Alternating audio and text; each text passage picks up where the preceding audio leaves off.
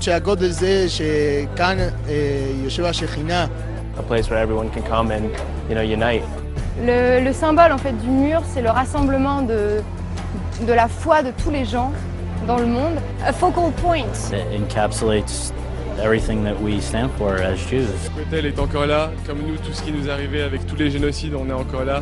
If those walls can talk, they talk about shared pain and anguish and successes of 3,500 years. That's the Kotel.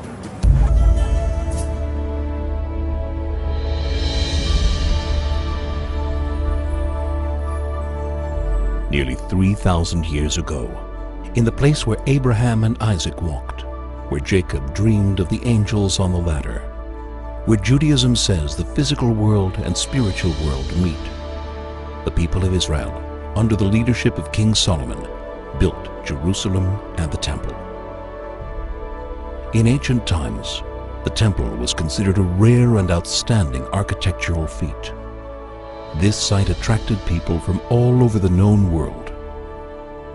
In the midst of a pagan culture of idol worship and human sacrifice, the Jews in Israel introduced a new spiritual reality.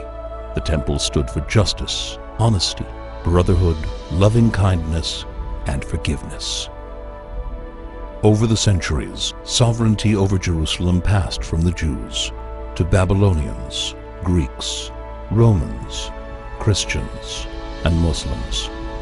The temple was destroyed twice, leaving only the Western Wall as a remnant and memorial of its glorious past. Finally, after 2,000 years of exile, years of suffering, hardships, and yearning, Jerusalem returned to Jewish sovereignty.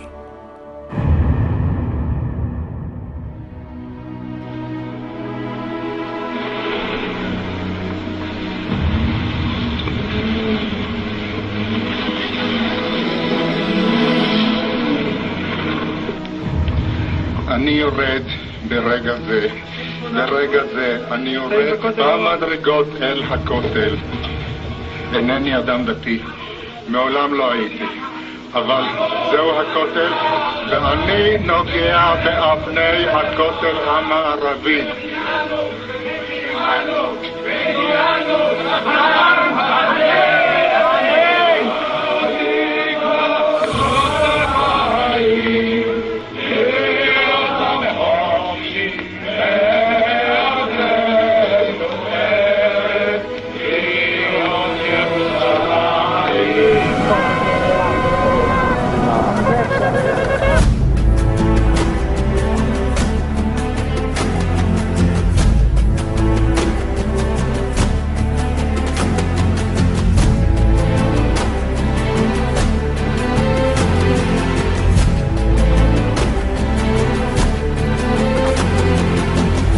Faith and what we believe in.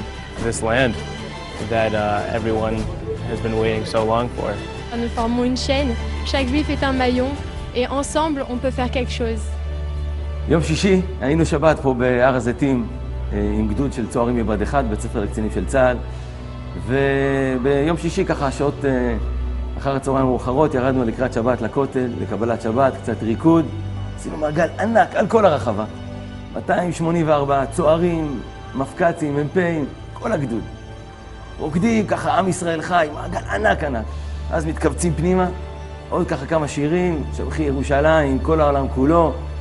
שרים, 20 דקות רוקדים, ואז ככה מי שרצה נשאר לתפילה, מי שרצה הלך לסיור. זה שבת שעשינו סיכום של כל השבת. קמו צוערים, סיכמו כל אחד מהזווית שלו. כמעט אחרון קם צוער, אמר, שבוע טוב, לי קוראים עווד, אני דרוזי מכפר ירכא שבגליל, בגדוד חרב. ואני, שאלו אותי כל הזמן החבר'ה מהצוות, איך אתה מרגיש פה שבת של יהודים, בכל זאת, ירושלים, מה? ולא עניתי לכם. עכשיו אני אענה לכם. פה לפני כולם. זה היה השבת הכי מדהימה בחיים שלי. אבל הרגע הכי מדהים בשבת היה לראות אתכם רוקדים בכותל. עמדתי, הסתכלתי. ראיתי אתכם דתיים, חילונים, ספרדים, אשכנזים, עולים חדשים, ותיקים, ימין, שמאל, חרדים שהצטרפו למעגל ככה מהמתפללים. פתאום הבנתי, מה סוד הכוח שלכם? כשאתם ביחד, אף אחד לא יכול לדעת. ואת הכוח הזה אתם מלקים מפה. מירושלים, מהכותל.